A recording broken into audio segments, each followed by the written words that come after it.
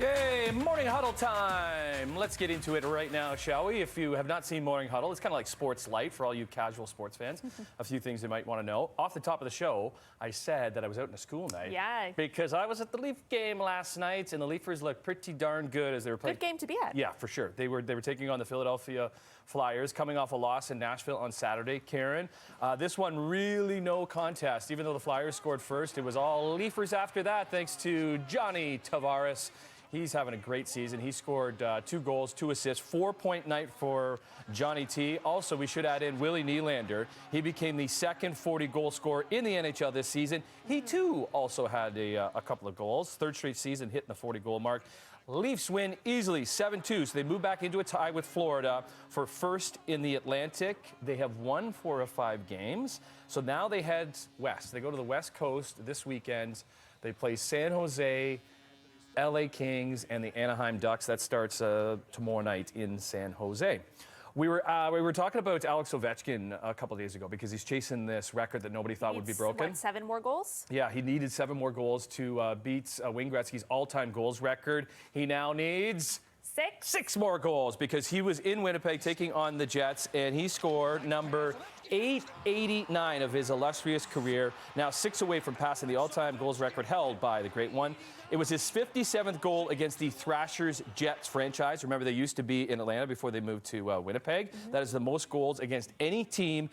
11 games left. 11 games. That was my question for you. How many more to go? To try and get that record this year. Okay, I feel like he can do it. Yeah. Here's the thing. The Jets would win in overtime. Nick Ehlers scored the OT winner. Why is this significant for the Jets? They take it 3-2. They become the first team in the Western Conference to clinch a playoff spot and the first team in Canada to clinch a playoff spot. So there we go. Hopefully lots more to come there. One more sleep until opening day. Blue Jays start tomorrow.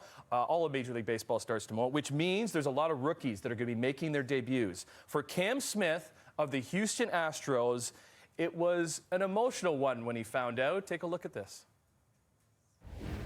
Hello? Are you here? Okay.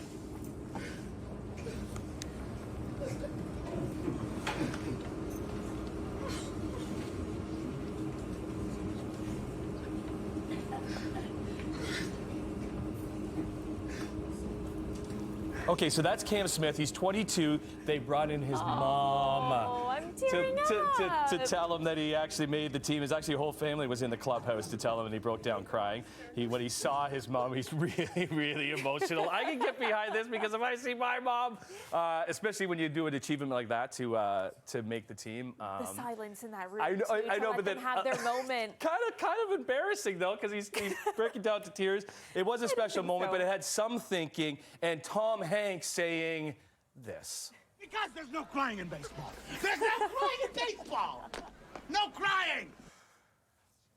Listen, Tom, there's some exceptions, like when your mom shows up in the clubhouse and you make the Major League Baseball team. Yeah. On that note, we're giving away a pair of tickets every day this week to celebrate opening weekend for your Toronto Blue Jays. So this morning you could win 2 tickets to Friday's City Connect game against the Orioles. So to enter, go to breakfasttelevision.ca/contest and click on daily prizing. Keyword is Jays. Also, the first 15,000 fans will receive a Bo Bichette layered City Connect replica jersey.